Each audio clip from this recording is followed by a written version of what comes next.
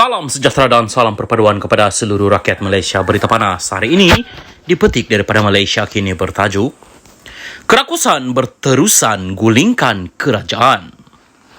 Pada 6 Mac 2023, Abdul Hadi Awang sendiri mengakui memang Perikatan Nasional PN sedang berusaha menjatuhkan kerajaan perpaduan. Tegasnya juga, tidak siapa boleh menghalang usaha itu. Sebelumnya pada 28 Februari dalam sebuah forum di Ibu Negara, apabila Hadi ditanya bilakah kerajaan perpaduan akan tumbang bagi membolehkan para pengikutnya ikut masuk atau berada sekali di dalam kerajaan, dia menjawab, insya Allah dekat. Di pagi harinya, beliau bercakap di Parlimen tentang isu sama dan memberi peringatan agar PAS tidak dipersalahkan kalau rumah kerajaan yang ada tumbang atau dirampas kerana atapnya bocor, pintunya terbuka dan dindingnya pecah. Daripada beberapa kenyataan, Hadi terasa membuak-buak sekali nafsunya untuk berkuasa, sesuatu yang jarang dapat dilihat muncul dari seorang yang bergelar ulama dimanapun di dunia. Daripada kisah Nabi Muhammad, para sahabat dan pemimpin Islam di sepanjang sejarah lebih 1,400 tahun, Muslim tidak diajar untuk memasuki atau mengambil barang yang bukan hak kita di dalam rumah orang. Kalaupun benar atapnya bocor, pintunya terbuka dan dindingnya pecah, itu bukan alasan mengizinkan perompak atau pencurian. Rompak, curi atau khianat tetap dilarang keras oleh agama. Disitulah bahayanya apabila sebuah parti yang memakai nama agama, tapi apabila politikus parti Islam mengisytiharkan contoh yang salah, lalu Islam dipandang serong atau ikut tercemar.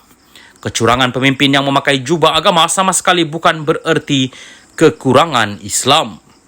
Keadaan sama ketika dunia berhadapan dengan aksi puak pelampau yang membuat serangan atau membunuh atas nama Islam. Mereka sesungguhnya tidak mewakili agama atau majoriti Muslim yang kekal berpegang kepada ajaran-ajaran Islam yang murni. Politik dan kekuasaan tidak boleh dijadikan alasan Islam boleh semahu-mahunya diherot-berotkan mengikut nafsu dan kepentingan politik. Sikap sedemikianlah yang mewujudkan apa yang disebut sebagai Islamfobia yang sungguh mengelirukan dan berbahaya. Dalam pembukaan sidang Parlimen 2 minggu sebelum itu, semantelahan yang di Pertuan Agong juga sudah bertita. Baginda mahukan kestabilan bagi negara kita yang tercinta ini. Rakyat sudah maklum, Bagindalah yang dengan bijaksana merumuskan gagasan kerajaan perpaduan yang dibentuk selepas PRU November tahun lalu. Malahan, semua parti-parti politik termasuk PN turut diundang untuk bersama dalam kerajaan perpaduan. Namun ditolak mentah-mentah oleh pemimpin PN sendiri. Mereka masih percaya dengan sistem electoral winner takes all. Selang beberapa hari, yaitu pada 8 Mac, Hadi seakan bingkas memidas tita yang di Pertuan Agong kerana alasan Hadi, raja berada bawah perlembagaan. Dalam kata lain, tita atau nasihat raja-raja Melayu boleh sahaja dikuis ke tepi atau tidak diendahkan. Alasan Presiden Parti Islam itu ialah Malaysia negara demokrasi. Dan seperti katanya yang dikutip oleh media, perlembagaan kita masih menjunjung demokrasi dan ia menjatuhkan kerajaan tak bercanggah. Bukankah aneh kerana ahli-ahli Hadi lebih mempercayai demokrasi berbanding Islam? Namun banyak sudah negara umat Islam yang terjerumus dalam sistem tertutup, kuku besi atau totalitarian, yang mana pada awalnya mereka turut menggunakan alasan demokrasi untuk memperoleh kuasa. Supaya mendapat kuasa atas ruang demokrasi, maka demokrasi itu sendiri diberantas sebagai sistem yang kononnya bersifat tagut, sekeluar dan ciptaan barat. Dan sekali lagi, yakni pada 3 Mei minggu lalu, Sultan Johor pula menyuarakan kebimbangan Baginda dengan desas-desus berkenaan kestabilan kerajaan yang terus cuba digugat sehingga hari ini. Antara lain, tita Baginda berbunyi, sehingga kini 222 ahli parlimen ini masih tidak dapat bersepakat sehingga ada gerakan yang cuba menggagalkan kestabilan yang sedang dibina. Sehari dua ini, kenyataan pemimpin PN saling bercanggah. Beberapa orang seperti Hamzah Zainuddin dan Ahmad Faizal Azumu cuba menafikan wujudnya komplot sedemikian.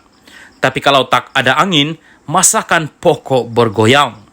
Saya yakin tentu ramai rakyat Malaysia yang lebih mempercayai tita yang di Pertuan Agong dan Baginda Sultan Johor berbanding omongan Hamzah, Faizal mahupun Hadi. Raja-raja Melayu bukanlah begitu naif dengan hidup selingkar pagar istana sehingga tidak punya maklumat atau tidak tahu membezakan antara berita sahih dengan yang palsu.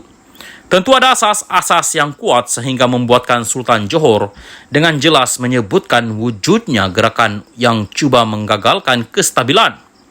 Hanya apabila peluang untuk menumbangkan kerajaan semakin tipis, barulah Hamzah atau Faizal cepat-cepat menafikannya. Mereka takut rakyat tahu keadaan sebenar.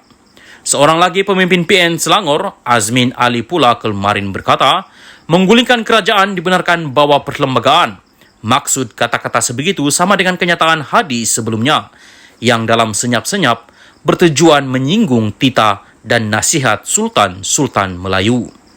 Sejak langkah Sheraton dan rampasan kuasa pertama kali yang dilakukan pada awal tahun 2020 dengan menyaksikan Muhyiddin Yassin diangkat sebagai Perdana Menteri, rakyat sangat bimbang ia bakal menjadi amalan baru yang dibiasakan untuk menukar kerajaan dan PM tanpa melalui proses pilihan raya. Keadaan sedemikianlah yang wujud di negara seperti Pakistan sejak kemerdekaan pada 1947 sehingga sukar mencapai kestabilan politik. Daripada 22 orang yang pernah menjadi PM di negara berkenaan sepanjang 75 tahun kemerdekaan, semuanya disailang di tengah jalan. Tidak seorang pun yang dapat menjadi PM sehingga habis penggal. Akibat ketidakstabilan itu, maka Pakistan berat sekali untuk maju walaupun mereka mempunyai kepakaran teknologi yang hebat, tokoh agama, sastrawan, bahkan bijak pandai yang agung. Ada juga Perdana Menteri Pakistan yang dibunuh ketika dalam jawatan seperti apa terjadi ke atas Benazir Bhutto pada 2007. Pembunuhnya sampai sekarang tidak ditemui. Oleh itu, slogan bersih dan stabil yang digunakan PN dalam PRU lalu jelas dusta semata-mata. Deretan kes-kes korupsi yang mula dihadapkan ke mahkamah membuktikan PN sama sekali tidak bersih. Tindak tanduk pemimpin Bersatu dan PAS untuk menumbangkan kerajaan yang tidak henti-henti itu juga menunjukkan mereka tidak pernah mengutamakan kestabilan. Keperitan hidup rakyat dan kehancuran ekonomi yang wujud sekarang juga disebabkan oleh tangan-tangan para pemimpin PN kala mereka menjadi kerajaan tidak lama dulu. Pada malam hari pengundi dalam PRU lalu, Muhyiddin sudah menyebutkan cukup bilangan untuk membentuk kerajaan. Konon, 115 berada dalam genggaman beliau. Akan tetapi angka berkenaan tidak pernah dapat dibuktikan di dalam Dewan Rakyat. Angka juga boleh berubah-ubah.